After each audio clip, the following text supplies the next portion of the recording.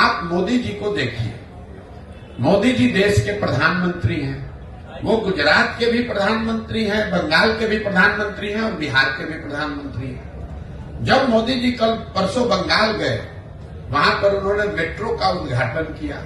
अभी 2 दिन के बाद वो गुजरात जाएंगे, वहां सेमीकंडक्टर के फैक्ट्री का उद्घाटन करेंगे। कल मोदी जी बिहार आए थे, उन्होंने यहां जूट मिल, चीनी मिल की बात नहीं की। यहां पर वो क्या बात कर रहे हैं, लालू का डर दिखा रहे हैं कि हमको वोट नहीं दोगे, भाजपा को वोट नहीं दोगे, जंगल राज आ जाएगा। वे पूरे बिहार को हम 5 किलो अनाज खिला रहे हैं गरीबों को, इसलिए वोट दो। हमने मंदिर बना दिया, इसलिए वोट दो। मोदी जी वही हैं, लेकिन अलग अलग राज्य में अलग अलग तरीका लोग अपनाते हैं। क्यों? क्योंकि उनको भी मालूम है कि बिहार में लोग पढ़ाई और रोजगार नहीं मांग रहे हैं। बिहार में लोग 5 किलो अनाज मांग रहे हैं, हिंदू मुसलमान मांग रहे हैं, जाति मांग रहे हैं। तो आपको जातिगत जनगणना मिला। जो चीज आप लोकतंत्र में मांगेंगे वही तो मिलेगा। हम लोग इस पर चिंता करते हैं कि वोट किसको दिया जाए।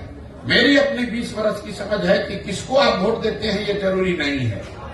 ज्यादा महत्वपूर्ण है कि आप वोट किस बात के लिए देते हैं। एक और आपको आंकड़ा दे रहा हूं, जितने दक्षिण के राज्य हैं जो आज देश में आगे हैं, केरल, तमिलनाडु, कर्नाटक, आंध्र प्रदेश, तेलंगाना, कोई भी ऐसा राज्य नहीं है जहां एक व्यक्ति 10 वर्ष से ज्यादा मुख्यमंत्री लगातार रहा हो। लेकिन बिहार में आप देख लीजिए, 32 वर्ष से लालू नीतीश, इसके आगे हम लोग देखने को तैयार ही नहीं है।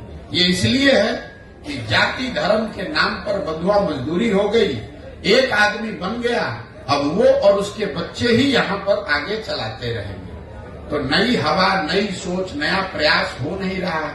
इसलिए नहीं हो रहा है कि समाज उसके लिए वोट नहीं कर रहा है। तो जब तक आप समाज में ये सुधार नहीं लाएंगे कि मेरे भाई तुम पाकिस्तान और पुलवामा के लिए वोट दे रहे हो, जबकि तुम्हारे बच्चे जाकर गुजरात में, तमिलनाडु में मजदूरी कर रहे हैं, तो तुम्हारा भला कैसे होगा। जितने मुसलमान समाज के लोग हैं, मैं 18 महीना से पैदल चल रहा हूं, 5000 से ज्यादा गांव में जाने के बाद मैं रोज मंच से कहता हूं कि दलितों के बाद सबसे ज्यादा गरीब, बदहाल, फटेहाल अगर कोई बिहार में है तो वो मुसलमान है। लेकिन 32 साल से मुसलमानों ने लालटेन का साथ नहीं छोड़ा है। इस 32 साल में मुसलमानों ने कभी ये नहीं पूछा लालटेन से कि आप सड़क मंत्री हैं तेजस्वी जी, हमारे गांव में सड़क क्यों नहीं बना। आप ग्रामीण कार्य मंत्री हैं, लेकिन हमारे गांव की नालियों गलियों की दुर्दशा क्यों है। आप स्वास्थ्य मंत्री थे, हमारे बच्चों के लिए अस्पताल, दवा, डॉक्टर क्यों नहीं है। आप शिक्षा मंत्री थे, हमारे बच्चों के लिए पढ़ाई क्यों नहीं है। मुसलमान इन सारे परेशानियों के बावजूद जाकर उसी लालटेन को वोट दे रहा है। यही हाल भाजपा के वोटर का है। कोई नहीं पूछ रहा है मोदी जी से कि भाई आप देश में इतने बड़ी बड़ी बात कह रहे हैं, बिहार की बंद चीनी मिल, जूट मिल कब चालू होगी ये बताओ। आप बताइए, देश में कौन ऐसा उद्योगपति है जिसको अगर मोदी जी ये कह दे कि तुमको बिहार में जाकर चीनी मिल लगाना है और उसका हिम्मत है कि वो कह दे कि नहीं लगाएंगे। फिर मोदी जी ने ये क्यों नहीं कहा? इसलिए नहीं कहा कि उनको मालूम है कि ये काम करे चाहे न करे, बिहार की जनता हमको मुफ्त में वोट देगी ही देगी। उनको मालूम है कि बिहार की जनता भाजपा को सिर्फ एक बात पर वोट देगी, लालू का डर दिखाते रहो, वोट बोड़ा में लेते रहो, मंदिर और अनाज की बात करते रहो, लोगों से वोट लेते रहो। इसी तरह लालू जी को पता चल गया है कि मुसलमानों के लिए काम नहीं करना है, उनको सिर्फ भाजपा का डर दिखाते रहना है। ना उनको भागीदारी देनी है, ना हिस्सेदारी देनी है, उनको किरासन तेल बनाकर अपने लालटेन में जलाते रहना है। मुसलमान अपना और अपने बच्चों का भविष्य जला रहा है।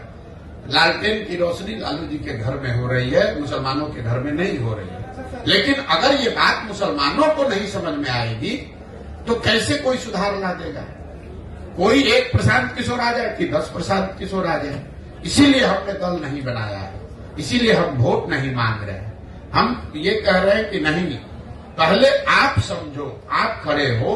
अगर आप अपने बच्चों के लिए खड़े होगे तो प्रशांत किशोर आपकी मदद करेंगे। आपको लग रहा है कि हम कुछ नया काम कर रहे हैं। हम अपने दिमाग में वही काम कर रहे हैं जो पहले कर रहे थे।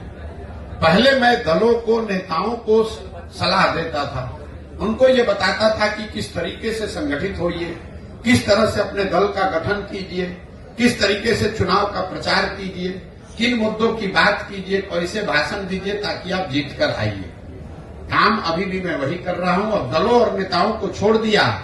बिहार के गांव गांव जाकर लड़कों को, बच्चों को बता रहा हूं कि मेरे भाई तुम्हें नया दल चाहिए, ये चारों पांचों दलों ने तुमको और तुम्हारे बच्चों को ठगा है, तो तुम साथ में आओ।